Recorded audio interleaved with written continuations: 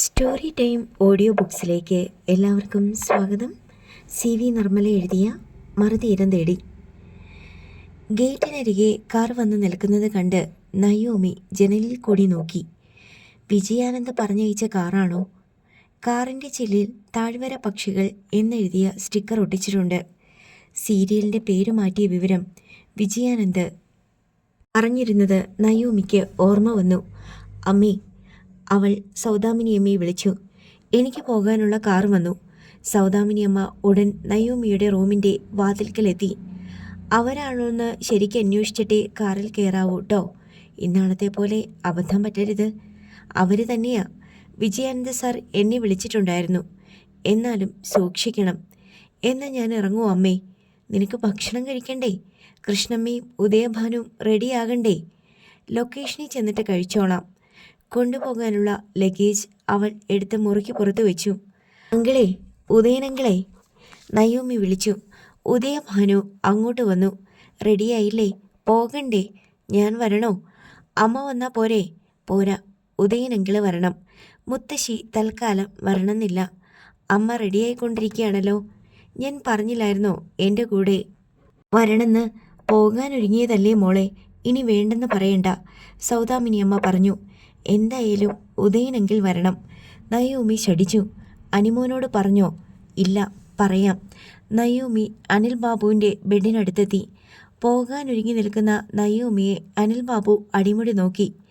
Makeup ഇല്ലെങ്കിലും സുന്ദരിയായിരിക്കുന്നു. ഒരു കുഞ്ഞിൻ്റെ അമ്മയാണെന്ന് പറയില്ല. ഒരു ഉടവുമില്ല ദേഹത്തിന്. വിജയാനന്ദ് സാറിൻ്റെ സീരിയലിൽ അഭിനയിക്കാൻ പോകുക. സക്സസ് ആകണേന്ന് പ്രാർത്ഥിക്കണം, അവൾ അനിൽ ബാബുവിനോട് പറഞ്ഞു. സക്സസ് ആകും, എനിക്ക് സംശയമൊന്നുമില്ല. അനിൽ ബാബു അവൾക്ക് ധൈര്യം പകർന്നു. എല്ലാം ഞാൻ മറന്നുപോയി. എന്തൊക്കെയാ ചെയ്തിരുന്നേ? എന്തൊക്കെയായിരുന്നു കഥ? എന്തായിരുന്നു വേഷം? എല്ലാം മറന്നു. അതൊക്കെ നിനക്ക് പറഞ്ഞു തരാൻ അവിടെ ആളുണ്ടാകും. കാർ വിജയാനന്ദിൻ്റെ ലൊക്കേഷനിൽ നിന്ന് തന്നെയാണല്ലോ അല്ലേ? ഡ്രൈവറുടെ ഫോണിൽ നിന്ന് വിജയാനന്ദിൻ്റെ നമ്പറിലേക്ക് വിളിപ്പിച്ചിട്ടേ കാറിൽ കയറാവൂ, അനിൽ ബാബു ഓർമ്മിപ്പിച്ചു. എന്നെ ഞാൻ പോയി വരട്ടെ? ശരി, ഇടയ്ക്ക് സമയം കിട്ടിയാൽ വിളിക്ക്. നയോമി മുറി വിട്ടിറങ്ങി. സൗദാമിനി അമ്മയോടും യാത്ര പറഞ്ഞു. അമ്മേ, ഞാൻ ഇറങ്ങട്ടെ. ദാ ഈ കാപ്പി കുടിച്ചിട്ട് പോ. കഴിക്കാനുണ്ടാക്കിയതൊക്കെ ഊണുമേശയിൽ എടുത്തു വെച്ചിട്ടുണ്ട്. അതിനൊന്നും നേരമില്ല.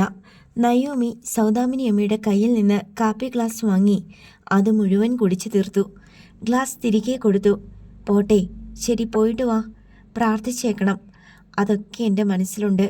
കൃഷ്ണമ്മയും ഉദയഭാനുവും സിറ്റൗട്ടിൽ നിൽപ്പുണ്ടായിരുന്നു. അവർ ഗേറ്റിനടുത്തേക്ക് ചെന്നപ്പോൾ കാറിൽ നിന്ന് വിജയാനന്ദ് ഇറങ്ങി. ഇനി സംശയിക്കേണ്ട കാര്യമില്ലല്ലോ എന്ന് നയോമി ആശ്വസിച്ചു. വിജയാനന്ദിനെ കണ്ടപ്പോൾ സിറ്റൗട്ടിൽ നോക്കി നിന്ന സൗദാമിനി അമ്മയ്ക്കും ജനലിൽ കൂടി നോക്കിക്കൊണ്ട് കിടന്ന അനിൽ ബാബുവിനും സമാധാനമായി. ലൊക്കേഷനിലേക്ക് 12 കിലോമീറ്റർ ദൂരമുണ്ടായിരുന്നു. ചെറിയൊരു കുന്നിൻ മുകളിലുള്ള വീട്, ഗ്രാമാന്തരീക്ഷം. താഴ്വര പക്ഷികളുടെ കഥയെപ്പറ്റിയും ചെയ്യേണ്ട കഥാപാത്രത്തെപ്പറ്റിയും എന്തെങ്കിലും ധാരണയുണ്ടോ? മേക്കപ്പ് മാൻ നയോമിക്ക് മേക്കപ്പ് ഇടുന്നതിനിടയിൽ തിരക്കഥാകൃത്ത് അജിത്ത് നാരായണൻ ചോദിച്ചു. യാതൊരു ധാരണയും ഇല്ല എന്നതാണ് സത്യം, നയോമി പറഞ്ഞു. അഭിനയിച്ച കഥാപാത്രവും മറന്നു? ഞാൻ എല്ലാം മറന്നു. എൻ്റെ ഓർമ്മ ഇപ്പോഴും ശരിയായിട്ടില്ല. കഥയുടെ ഒരു രത്നച്ചുരുക്കം ഞാൻ പറഞ്ഞു തരാം. പിന്നെ ക്യാരക്ടറിനെ പറ്റിയും ഒരു ഡിസ്ക്രിപ്ഷൻ തരാം. ആയിക്കോട്ടെ.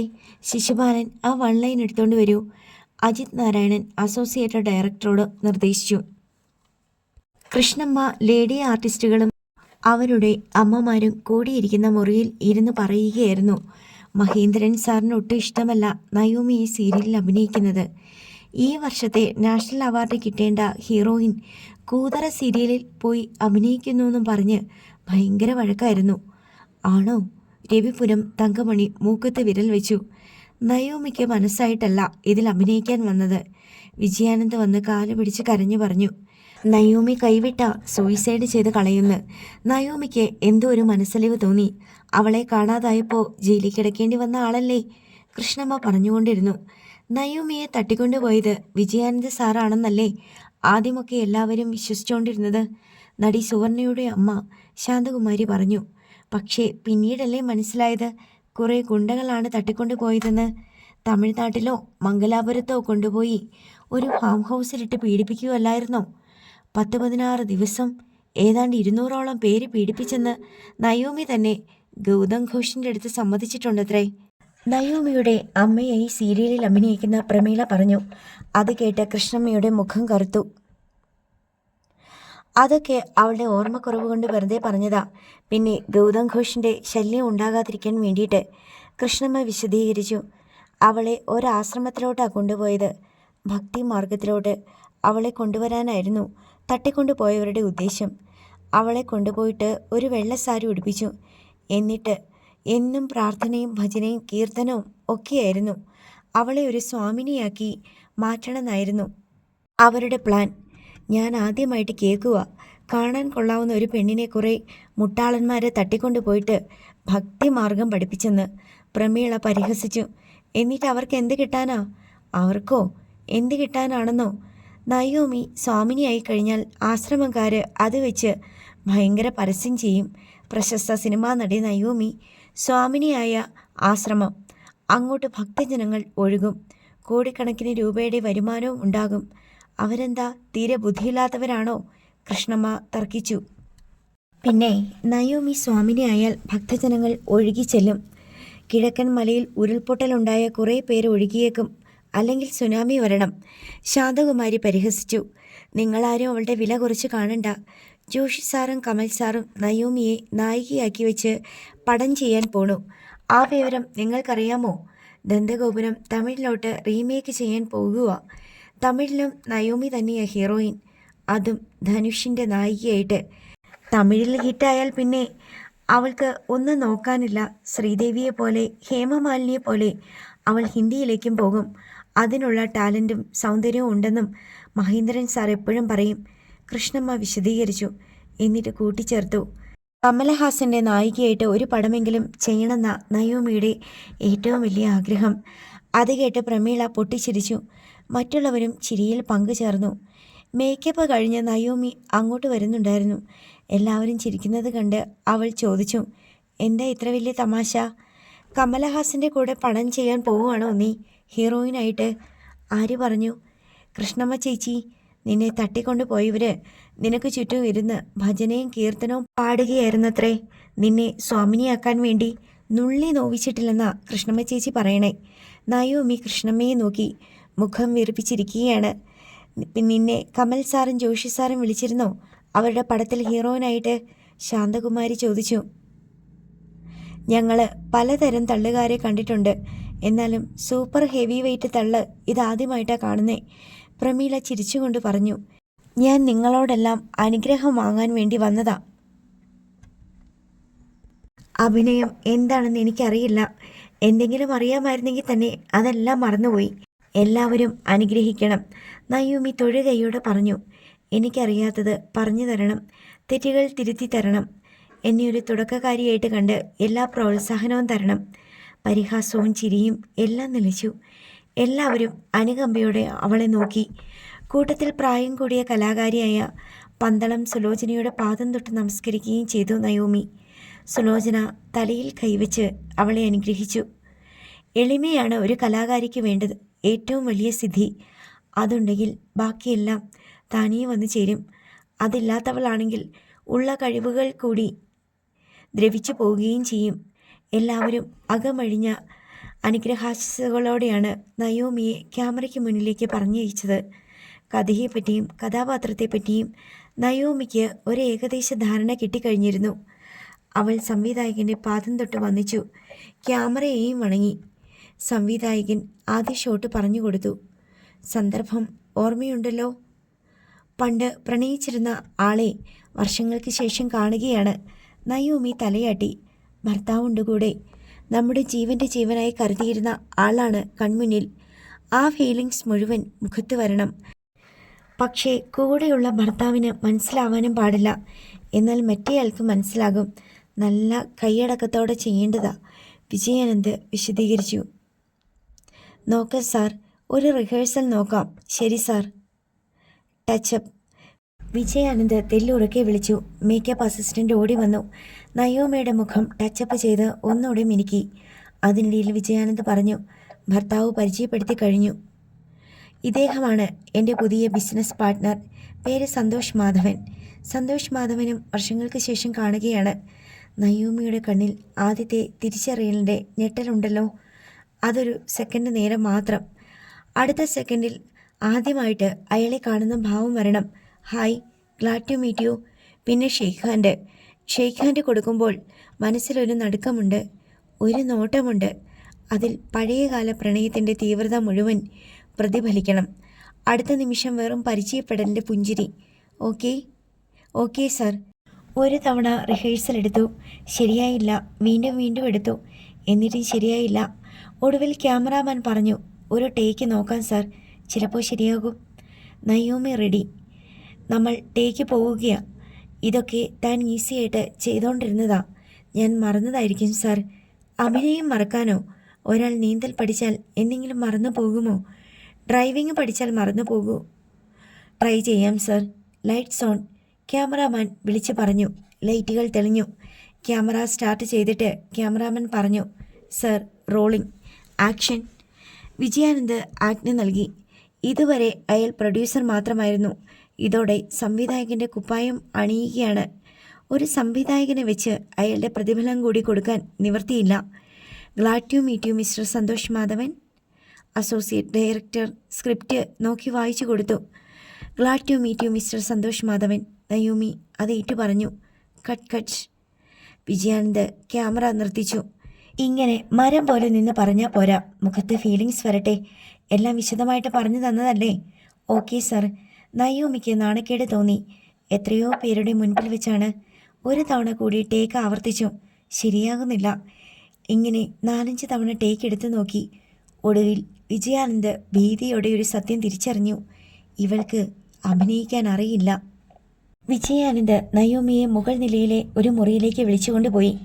ആരും കാണാനും കേൾക്കാനുമില്ലെന്ന് ഉറപ്പുവരുത്തിയിട്ട് ശബ്ദം താഴ്ത്തി ചോദിച്ചു, എന്തു പറ്റിയടോ തനിക്ക്? ഞാൻ എന്താ ചെയ്യണ്ടേ? നയോമിക്ക് വേവലാതിയായി. എടോ, തനിക്ക് അഭിനയിക്കാൻ അറിയത്തില്ല. തൻ്റെ മുഖത്തൊരു കുന്തവും വരുന്നില്ല. ഇത് മറ്റുള്ളവരുടെ മുന്നിൽ വെച്ച് പറഞ്ഞാൽ തനിക്ക് നാണക്കേടാകുമല്ലോ എന്ന് കരുതിയാ ഇങ്ങോട്ട് കൂട്ടിക്കൊണ്ടു വന്നേ. ഞാൻ ഡയലോഗ് പറയുന്നുണ്ടല്ലോ സർ. ചുമ്മാ ഇഞ്ചുവടി വായിക്കുന്ന പോലെ പറഞ്ഞാൽ മതിയോ? എക്സ്പ്രഷനും ഫീലിങ്സും വരണ്ടേ കണ്ണിലും മുഖത്തും?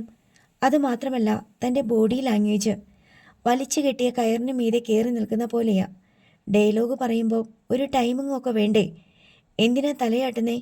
ഞാൻ തലയാട്ടിയില്ല. ഫ്രെയിമിന് വെളിയിൽ പോകുന്നുണ്ട് തൻ്റെ തല. ഇതൊക്കെ തനിക്ക് പറഞ്ഞു തരണോ? സാർ ഇങ്ങനെ എന്നെ ഹരാസ് ചെയ്യരുത്. ഞാനൊരു ട്രാജഡിയിൽപ്പെട്ട് തിരിച്ചു വന്നവളാണെന്ന് ഓർക്കണം. എൻ്റെ ഓർമ്മശക്തി നഷ്ടപ്പെട്ടു. കഴിഞ്ഞകാല സംഭവങ്ങൾ മിക്കതും മറന്നു. ആ ഒരു പരിഗണന എന്നോട് കാണിക്കണം. അപ്പോഴാണ് വിജയാനന്ദിന് അക്കാര്യത്തെക്കുറിച്ച് ഓർമ്മ വന്നത്. Okay, sorry. പക്ഷെ ഇങ്ങനെ അഭിനയിച്ച സീരിയൽ പൂട്ടിക്കെട്ടും. താൻ തന്നെ ഇത് പരിഹരിച്ചേ പറ്റൂ. മറ്റെന്തെങ്കിലും വർക്കാണെങ്കിൽ വേറൊരാളെ ഏൽപ്പിക്കാം. അഭിനയിച്ച റോളിൻ്റെ ബാക്കി ഭാഗം താനല്ലാതെ മറ്റാരും വന്ന് അഭിനയിക്കാൻ പറ്റില്ലല്ലോ. നയോമി ഒന്നും മിണ്ടാതെ നിന്നു. എന്തെങ്കിലും പറ, സമയം പോണു. മെഗാ സീരിയലിൽ മണിക്കൂറുകൾക്കാണ് വില. 1 മണിക്കൂർ പാഴായിപ്പോയാൽ പ്രൊഡ്യൂസറിൻ്റെ 10,000 രൂപ വെള്ളത്തിൽ പോയിന്നർത്ഥം. സർ, ഇന്ന് മറ്റുള്ളവരെ വെച്ച് ഷൂട്ട് ചെയ്യാമോ? താൻ അഭിനയിക്കേണ്ട സീനുകളാണ് ഇന്നെടുക്കാൻ വെച്ചിരിക്കുന്നത്. ഞാനില്ലാത്ത ഭാഗങ്ങൾ ഷൂട്ട് ചെയ്തുകൂടെ സർ? അപ്പോൾ താൻ എന്ത് ചെയ്യും? താനാണല്ലോ പ്രശ്നം. നാളെ തനിക്ക് അഭിനയം വരുമോ? തൻ്റെ ഭാഗം എപ്പോഴായാലും ഷൂട്ട് ചെയ്തല്ലേ പറ്റൂ.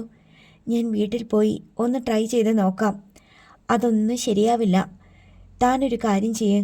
ഇന്ന് മുഴുവൻ ഇവിടെ ഇരുന്ന് മറ്റുള്ളവർ അഭിനയിക്കുന്നത് വാച്ച് ചെയ്യ്. അപ്പോൾ ഒരു ഐഡിയ കിട്ടും. ഞാൻ അഭിനയിക്കാൻ പറ്റാതെ മാറിയിരിക്കുകയാണെന്ന് വെച്ചാൽ നാണക്കേടല്ലേ സാർ? അതും ശരിയാണല്ലോ. പക്ഷേ തൻ്റെ സീൻ ഉച്ച കഴിഞ്ഞാണ് ഷൂട്ട് ചെയ്യുന്നതെന്ന് പറയാം. അതുവരെ ഇരുന്നു കൂടെ? ഉച്ച കഴിയുമ്പോഴോ? താൻ വീട്ടിലേക്ക് പോയിക്കോ. ഞാൻ മറ്റെന്തെങ്കിലും കാരണം പറഞ്ഞോളാം. അത് സ്വീകാര്യമായി നയോമിക്ക് തോന്നി. പക്ഷേ ഇതൊരു ഭീകരാവസ്ഥയാണ്. നയോമി, താനാണ് ഈ സീരിയലിൻ്റെ കേന്ദ്ര കഥാപാത്രം. താൻ അഭിനയിച്ചില്ലെങ്കിൽ ഇത് ചാനൽ എടുക്കില്ല. എൻ്റെ പൈസ പിന്നെയും പോയിക്കൊണ്ടിരിക്കും. സാർ ഒരു കാര്യം ചെയ്യണം. എനിക്ക് മുൻപ് ഷൂട്ട് ചെയ്ത ഭാഗങ്ങളുടെ ഒരു കോപ്പി തരണം. ഞാൻ വീട്ടിൽ കൊണ്ടുപോയി CD പ്ലെയറിലിട്ട് കാണട്ടെ. അപ്പോൾ എനിക്കിതുവരെ എങ്ങനെയാണ് അഭിനയിച്ചതെന്നും കഥാപാത്രത്തിൻ്റെ സ്വഭാവം എന്താണെന്നുമൊക്കെ ഒരു ധാരണ കിട്ടും. ഇപ്പോൾ സാറ് പറഞ്ഞു തന്ന കഥയല്ലേ എനിക്കറിയൂ. ഞാൻ പറഞ്ഞു തന്നത് മാത്രമാണോ താൻ അഭിനയിച്ചതല്ലേ? തനിക്കിതിൻ്റെ സ്റ്റോറി മുഴുവൻ മനഃപ്പാടമായിരുന്നു. Sorry, ഞാനതെല്ലാം മറന്നുപോയില്ലേ sir. ശരി, ഞാനൊരു പെൻഡ്രൈവിൽ കോപ്പി ചെയ്തു തരാം. 7 എപ്പിസോഡുണ്ട്. താൻ എന്ത് മനോഹരമായിട്ടാ അത് ചെയ്തത്. താൻ തന്നെയാ ഡബ് ചെയ്തത്. എന്നിട്ട് ആ താനാണ് ഇന്ന് ക്യാമറയ്ക്ക് മുന്നിൽ വന്ന് നിന്ന് കൊണ്ട് ബബബ പറയുന്നേ. എങ്ങനെ വിശ്വസിക്കും സാർ? എനിക്ക് 2 ദിവസം എന്താ? ശരി. വിജയാനന്ദ് നയോമിയെ അവിടെ വിട്ടിട്ട് താഴേക്ക് പോയി. അല്പം കഴിഞ്ഞപ്പോൾ കൃഷ്ണമ്മ കോണിപ്പടി കയറി വന്നു. എന്താ മോളെ, ആ വിജയാനന്ദ് എന്തിനാ നിന്നെ ഇങ്ങോട്ട് വിളിച്ചോണ്ട് വന്നത്? ഞാൻ അഭിനയിച്ചിട്ട് ശരിയാകുന്നില്ല, അത് പറയാൻ വേണ്ടിയാ. അതങ്ങനെയേ വരൂ. സിനിമയിൽ അഭിനയിച്ചിട്ട് വന്ന് സീരിയൽ ചെയ്യാൻ നോക്കിയാ എങ്ങനെ ശരിയാകാനാ? മുത്തശ്ശിക്കൊന്നും മിണ്ടാതിരിക്കാമോ? ഞാൻ എന്തിനാ മിണ്ടാതിരിക്കുന്നേ? താഴെ ഇപ്പം നിന്റെ കാര്യമാ ചർച്ച. നീ അഭിനയിച്ചിട്ടൊന്നും ശരിയാകുന്നില്ലെന്നും പറഞ്ഞ് അവരെല്ലാം കളിയാക്കി ചിരിക്കുന്നു. ശരിയാകാത്തത് കൊണ്ടല്ലേ കളിയാക്കുന്നേ? ഇതിൻ്റെ വല്ല ആവശ്യമുണ്ടായിരുന്നോ? ഞാൻ അപ്പോഴേ പറഞ്ഞതല്ലേ സീരിയലിൽ അഭിനയിക്കാൻ പോകണ്ടെന്ന്. കേട്ടില്ല. കൃഷ്ണമ്മ ശകാരിച്ചു. അതുകൊണ്ടിപ്പോൾ സിനിമക്കാരുടെ മുമ്പിൽ നാണം കെടാതെ കഴിഞ്ഞില്ലേ? സിനിമയിൽ ചെല്ലുമ്പോൾ നിനക്ക് തനിയെ വരും അഭിനയം. ഇത് സീരിയലായതുകൊണ്ടാണ്. നിനക്ക് സീരിയലിൽ അഭിനയിക്കാൻ ഒരു താല്പര്യവുമില്ലായിരുന്നു. എന്നിട്ടാണോ ഞാൻ താഴ്വര പക്ഷികളുടെ 7 എപ്പിസോഡ് അഭിനയിച്ചത്? അത് പണ്ടൊന്നുമല്ല, 1 വർഷം മുമ്പ്. അതൊക്കെ നിനക്ക് കൃത്യമായിട്ട് ഓർമ്മയുണ്ടോ? കൃഷ്ണമ്മ വിസ്മയം പൂണ്ടു. എൻ്റെ ഓർമ്മയല്ല, വിജയാനന്ദ് സാർ പറഞ്ഞതാ. മുത്തശ്ശി എന്തിനാ മറ്റുള്ളവരോട് വെറുതെ വീമ്പ് പറയാൻ നിൽക്കണേ? ജോഷി സാർ വിളിച്ചു. കമലഹാസൻ്റെ പടത്തിൽ ഹീറോയിനാകാൻ പോണു എന്നൊക്കെ. നീ എന്തായാലും മഹേന്ദ്രൻ സാറിൻ്റെ സിനിമയിൽ അഭിനയിച്ചില്ലേ? അത് കള്ളമല്ലല്ലോ. മുത്തശ്ശി ഒരു കാര്യം മനസ്സിലാക്കണം. നമ്മൾ വെറുതെ ഓരോ പൊങ്ങച്ചങ്ങളെ വിളമ്പുമ്പോൾ നമ്മുടെ വിലയാ കെട്ടുപോകുന്നേ. കേൾക്കുന്നവർ മൂളി ഇരിക്കുമെങ്കിലും മനസ്സിൽ നമ്മളെ പുച്ഛിക്കും. നമ്മളില്ലാത്തപ്പോൾ അവരെല്ലാം കൂടി പറഞ്ഞ് കളിയാക്കി ചിരിക്കും. മാത്രമല്ല അവരഭിനയിക്കാൻ പോകുന്നിടത്തൊക്കെ വിളമ്പുകയും ചെയ്യും. അവർ വിളമ്പിക്കോട്ടെ, നമുക്കെന്താ? അഭിമാനെന്ന് പറയുന്ന സംഗതി മുത്തശ്ശിക്കില്ലേ? അതോ ആളുകളുടെ പരിഹാസപാത്രമാകുന്നതാണോ മുത്തശ്ശിക്ക് ഏറ്റവും അഭിമാനം? ഞാനൊരു മേനിക്കങ്ങനെ പറഞ്ഞെന്ന് വെച്ച് അഭിമാനം പോകുമോടി? പോകും. അവരെല്ലാം കൂടിയിരുന്ന് കളിയാക്കി ചിരിച്ചപ്പോൾ മുഖം വീർപ്പിക്കണ കണ്ടല്ലോ. കേൾക്കുന്നവരെല്ലാം പൊട്ടന്മാരാണെന്ന് വിചാരിക്കല്ലേ. കമലഹാസൻ്റെ ഹീറോയിൻ സീരിയലിൽ അഭിനയിക്കാൻ പോലും ശരിക്കും അറിഞ്ഞുകൂടാ. എന്താ ശരിയാകാത്തെ? നീ എത്ര നന്നായിട്ട് അഭിനയിച്ചുകൊണ്ടിരുന്നതാ. മറന്നുപോയി. ഇനി ഒന്നേന്ന് പഠിക്കണമെല്ലാം. അങ്ങനെ പഠിച്ചിട്ട് ചെയ്യാനുള്ള വിദ്യയാണോ അഭിനയം? അതൊരു സിദ്ധിയല്ലേ? മിക്കവാറും എല്ലാ പെണ്ണുങ്ങൾക്കും ജന്മനാ തന്നെ ആ സിദ്ധി കിട്ടിയിട്ടുണ്ട്. പുരുഷന്മാർക്ക് മാത്രം വിരലിൽ എണ്ണാവുന്നവർക്കേ കിട്ടൂ.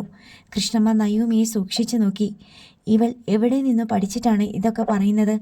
താൻ പഠിപ്പിച്ചതും പറയുന്നതും മാത്രം ഉരുവിടുന്നവളായിരുന്നല്ലോ ഇവൾ. വാ, താഴേക്ക് പോകാം. ഇന്നിനി ഞാൻ അഭിനയിക്കുന്നില്ല. ചെയ്താലും ശരിയാകില്ല. ഓരോരുത്തർ ചെയ്യുന്നത് കണ്ട് പഠിക്കാൻ പറഞ്ഞു വിജയാനന്ദ സാർ.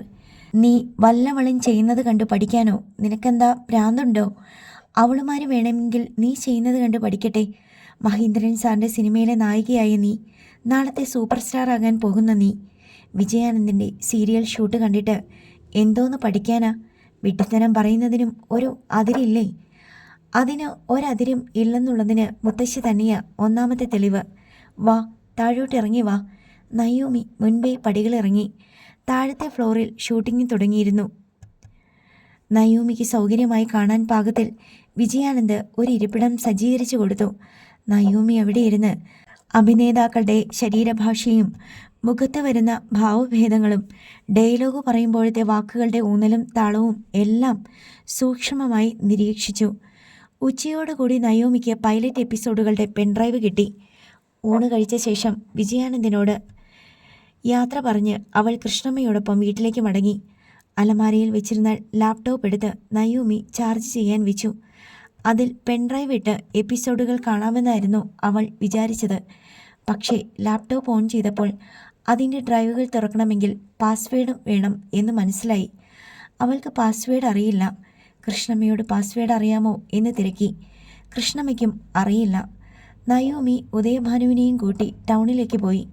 ഇലക്ട്രോണിക്സ് ഉപകരണങ്ങൾ റിപ്പയർ ചെയ്യുന്ന ഒരു സ്ഥാപനം കണ്ടുപിടിച്ച് പെൻഡ്രൈവിലെ എപ്പിസോഡുകൾ CD-യിലേക്ക് റൈറ്റ് ചെയ്ത് തരാൻ ഏൽപ്പിച്ചു. അത് അരമണിക്കൂറിനുള്ളിൽ കിട്ടി. ഇനി നമുക്കൊരു CD പ്ലെയർ വാങ്ങണം, നയോമി പറഞ്ഞു. അതെന്തിനാ? CD ലാപ്ടോപ്പിൽ കണ്ടാ പോരെ? അതിന് പാസ്വേഡ് വേണം. അങ്കിളിന് അതേപ്പറ്റിയൊന്നും ഒരു കുന്തോ അറിഞ്ഞുകൂടാ അല്ലേ? ഞാനിതൊന്നും ഇന്നേ വരെ ഉപയോഗിച്ചിട്ട് പോലുമില്ല. ഇതൊക്കെ ചെറുപ്പത്തിലേ പഠിക്കണ്ടേ? ഞാനൊക്കെ എത്ര വർഷം മുമ്പേ എന്താ നിർത്തിയത്? ബാക്കി പറ. ഉദയഭാനു അവളെ നോക്കി. ഞാനെന്തോ പറയാൻ വന്നതാ, മറന്നുപോയി. പറഞ്ഞുകൊണ്ടിരിക്കുമ്പോൾ മറന്നുപോയോ? അതെന്തോന്ന് മറവിയാ? ഉഴുതുകൊണ്ടിരുന്ന കാളയെ കള്ളൻ കൊണ്ടുപോയിന്ന് പറഞ്ഞ പോലെ. പെട്ടെന്ന് മെമ്മറിന്ന് പോയി അങ്കിളെ. അല്ലെങ്കിൽ തന്നെ എനിക്കെവിടെയാ മെമ്മറി? എനിക്ക് മനസ്സിലായി. നീ എത്ര വർഷം മുമ്പേ കമ്പ്യൂട്ടർ പഠിച്ചു എന്നല്ലേ പറയാൻ വന്നേ? ഒരുപാട് വർഷങ്ങളൊന്നും ആയിട്ടില്ല, വെറും 2 വർഷം. അത്രയേ ആയല്ലോ. അതേ ഞാൻ ഉദ്ദേശിച്ചിട്ടുള്ളൂ. നയോമി പൈസ കൊടുത്ത് ഉദയഭാനുവിനെ കൊണ്ട് ഒരു CD പ്ലെയർ വാങ്ങിപ്പിച്ചു. ഇതിൻ്റെ യാതൊരു ആവശ്യവുമില്ലായിരുന്നു. ആ കമ്പ്യൂട്ടർ ശരിയാക്കിയെടുത്താൽ മതിയായിരുന്നു. ഉദയഭാനു ആവലാതിപ്പെട്ടു. അതൊക്കെ കൊടുത്തിട്ട് എപ്പോൾ കിട്ടാനാ? നമ്മുടെ ആവശ്യം നടക്കണ്ടേ അങ്കിളെ? തിരിച്ച് വീട്ടിലെത്തിയപ്പോൾ സൗദാമിനിയമ്മ വന്ന് നയോമിയോട് പറഞ്ഞു, നിന്നെ അനിൽ വിളിക്കുന്നു. നയോമി അനിൽ ബാബുവിൻ്റെ അടുത്തേക്ക് ചെന്നു. നീ രാവിലെ അഭിനയിക്കാൻ പോയിട്ട് എന്താ ഉച്ചയ്ക്ക് തിരിച്ചു പോന്നത്? അനിൽ ബാബു ചോദിച്ചു. ഞാൻ അഭിനയിച്ചിട്ട് ശരിയാകുന്നില്ലെന്ന് വിജയാനന്ദ് സാർ പറഞ്ഞു. എന്താ പറ്റിയത്? എനിക്കറിഞ്ഞൂടാ. വിജയാനന്ദ് എന്ത് പറഞ്ഞു? പോയി പഠിച്ചിട്ട് വരാൻ പറഞ്ഞു. എവിടെ പോയി പഠിക്കാൻ? മുമ്പ് അഭിനയിച്ച എപ്പിസോഡുകൾ കണ്ടുപഠിക്കാൻ പറഞ്ഞു. അതെല്ലാം പെൻഡ്രൈവിലാക്കി തന്നുവിട്ടു. നിനക്കെന്താ പറ്റിയത്? നീ മറന്നുപോയോ അഭിനയം? എൻ്റെ മുഖത്തൊന്നും വരുന്നില്ലെന്നാ പറയുന്നേ. വരാതിരിക്കുന്നതെങ്ങനെയാ? നീ ചെയ്തോണ്ടിരുന്നതല്ലേ? അതാ എനിക്ക് മനസ്സിലാകാത്തെ. ഇവിടെ വന്നിട്ട് നീ എങ്ങോട്ടാ പോയേ? പെൻഡ്രൈവ് ലാപ്ടോപ്പിൽ വർക്ക് ചെയ്യുന്നില്ല, അതിൻ്റെ പാസ്വേഡ് അറിയില്ല. പെൻഡ്രൈവിലെ എപ്പിസോഡുകൾ CD-യിലേക്ക് മാറ്റി റൈറ്റ് ചെയ്യാൻ പോയതാ. റൈറ്റ് ചെയ്ത് കിട്ടിയോ? കിട്ടി. അത് കാണണമെങ്കിൽ CD പ്ലെയർ വേണ്ടേ? അത് ഒരെണ്ണം വാങ്ങി. നയോമി, നീ ഈ വീട്ടിലല്ലേ താമസിക്കുന്നേ? നീ ഒരു ഭാര്യയല്ലേ? നിന്റെ കാര്യങ്ങളൊക്കെ എന്നോട് പറയാനുള്ള കടമയില്ലേ നിനക്ക്? പറയുന്നുണ്ടല്ലോ. ഞാൻ ചോദിച്ചപ്പോഴല്ലേ നീ ലൊക്കേഷനിൽ പോയിട്ട് തിരിച്ചു വന്നു. അഭിനയിക്കാൻ പറ്റിയെന്നുള്ള വിവരം നീ പറഞ്ഞില്ല. പെൻഡ്രൈവിൻ്റെ കാര്യം പറഞ്ഞില്ല. CD റൈറ്റ് ചെയ്യാൻ പോയപ്പോൾ പറഞ്ഞില്ല. ഇങ്ങനെയാണോ വേണ്ടത്? പറയാൻ വിട്ടുപോയതാ. ഇനി പറഞ്ഞോളാം. നീ എല്ലാ കാര്യങ്ങളും ഉത്തരവാദിത്തത്തോടെ ചെയ്യുന്നുണ്ട്. ജഗനെ പഠിക്കാൻ അയച്ചു, മാളുവിനെ പഠിക്കാൻ അയച്ചു, എൻ്റെ ചികിത്സാ കാര്യങ്ങൾ നോക്കുന്നു. എല്ലാം നീ നല്ല പോലെ നോക്കി നടത്തുന്നുണ്ട്.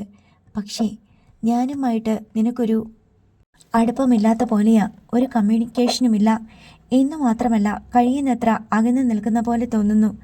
മനഃപൂർവ്വമല്ല, മറന്നു പോകുന്നതാ. ആ മറവി നല്ലതല്ല. എന്നെ കൂടി ഓർക്കണം. ഞാനൊരു കട്ടിലെ തളച്ചിട്ട പോലെ കിടക്കുന്നയാളല്ലേ? നീ എൻ്റെ അടുത്ത് വരുമെന്നും എന്നോട് സംസാരിക്കുമെന്നും ഒക്കെ ഞാൻ ഇന്നും പ്രതീക്ഷിക്കും. ഞാൻ എപ്പിസോഡുകൾ പോയി കണ്ടോട്ടെ? മുമ്പ് എങ്ങനെയാ ചെയ്തിരുന്നേന്ന് നോക്കാനാ, നയോമി പറഞ്ഞു. തൻ്റെ വികാരങ്ങൾ അവൾക്ക് മനസ്സിലാകുന്നില്ലെന്ന് അനിൽ ബാബുവിന് തോന്നി. നിസ്സംഗതയോടെയാണ് അവൾ തൻ്റെ മുന്നിൽ നിൽക്കുന്നത്. അന്യൻ്റെ മുന്നിൽ നിൽക്കുന്ന പോലെ. മിന്നുമോൾ വന്ന് അവളുടെ കയ്യിൽ തൂങ്ങി. നമുക്ക് സിനിമ കാണാൻ ചക്കരെ, നയോമി അവളോട് കൊഞ്ചി. കാണാം. നയോമി അവളെ വാരിയെടുത്ത് മുറി വിട്ടുപോയി. CD പ്ലെയർ TV-യുമായി കണക്ട് ചെയ്തത് നയോമി തന്നെയായിരുന്നു. കൃഷ്ണമ്മ അത്ഭുതത്തോടെ അതെല്ലാം കണ്ടു നിന്നു. മൊബൈൽ ചാർജറിൻ്റെ പ്ലഗ് പിൻ കുത്താൻ പേടിയുള്ള പെണ്ണ്. കറണ്ടുള്ള ഒരു സാധനത്തിലും കൈകൊണ്ട് തൊടില്ല. ഒരു പ്ലഗോ പിന്നോ കൊടുത്താൽ അതിൻ്റെ ഏതറ്റം പ്ലഗ് ബോക്സിൽ കുത്തണമെന്ന് പോലും അറിയാത്തവൾ മൾട്ടി പിൻ പ്ലഗ് ബോക്സിലേക്ക് കൈ ചൂണ്ടി കൃഷ്ണമ്മ ഉദയഭാനുവിനോട് ചോദിച്ചു. ആരാ ഈ സാധനം വാങ്ങിയത്? നയോമി. ഉദയഭാനു പറഞ്ഞു. നീ പറഞ്ഞോ അതൊക്കെ വേണമെന്ന്? ഇല്ല, അവൾ എന്നോട് പറഞ്ഞു ഇതൊക്കെ വേണമെന്ന്. അവൾക്ക് എങ്ങനെ അറിയാം? അതെനിക്ക് എങ്ങനെ അറിയാം? നയോമി പ്ലഗ് ബോക്സിലേക്ക് പിന്നുകൾ കുത്തുന്നു. ഓരോന്നിൻ്റെയും അറ്റങ്ങൾ TV-യിലും CD പ്ലെയറിലുമായി ബന്ധിപ്പിക്കുന്നു. CD പ്ലെയറിൽ നിന്നുള്ള 3 കളർ കേബിൾ പിന്നുകൾ അതാത് ഹോൾഡറുകളിൽ തിരുകുന്നു. ഒടുവിൽ റിമോട്ട് എടുത്ത് TV ഓൺ ചെയ്ത് AV1ലേക്ക് ചാനൽ മാറ്റുന്നു. CD പ്ലെയർ പ്രവർത്തിപ്പിക്കുന്നു. എല്ലാം കൃത്യം. അവൾക്ക് സംശയങ്ങളൊന്നുമില്ല. ഈ സമയത്ത് ഗേറ്റിൽ കാറിൻ്റെ ഹോൺ ശബ്ദം കേട്ടു. മുത്തശ്ശി, അതാരാണെന്ന് നോക്ക്, നയോമി പറഞ്ഞു. കൃഷ്ണമ്മ പോയി നോക്കിയിട്ട് പരിഭ്രമത്തോടെ തിരിച്ചു വന്നു. അയാൾ പിന്നെയും വന്നിരിക്കുന്നു. ആര്? നയോമി നെറ്റിച്ചൊളിച്ചു. ആ കഷ്ടമൂർത്തി. അയാൾ എന്തിനാ നിന്നെ കാണാൻ വരുന്നേ? ഇവിടെ ഇല്ലെന്ന് പറഞ്ഞയച്ചേക്കട്ടെ? അപ്പോഴേക്കും സിറ്റൗട്ടിൽ നിന്ന് വിളിയൊച്ച കേട്ടു. നയോമി, കള്ളം പറഞ്ഞിട്ട് ഒരു കാര്യവും ഇല്ല മുത്തശ്ശി. ഞാനിവിടെ ഉണ്ടോ ഇല്ലയോ എന്നൊക്കെ വ്യക്തമായി അറിഞ്ഞിട്ടേ അഷ്ടമൂർത്തി വരൂ. നയോമി സിറ്റൗട്ടിലേക്ക് ചെന്നു. ഫയൽ കക്ഷത്തിൽ വെച്ച് കാത്തു നിൽപ്പുണ്ടായിരുന്നു Ashtamoorthy. Hello Naomi, good evening. Good evening. ദാ ഇത് കണ്ടോ? അയാൾ കക്ഷത്തിലിരുന്ന ഫയൽ നീട്ടിക്കാണിച്ചു. ഇത് മുഴുവൻ തെളിവുകളാണ്. നീ ആരാണെന്നതിൻ്റെ വ്യക്തമായ തെളിവുകൾ. നയോമിയുടെ മുഖം വിളറി വെളുത്തു. അടുത്ത ഭാഗം നാളെ.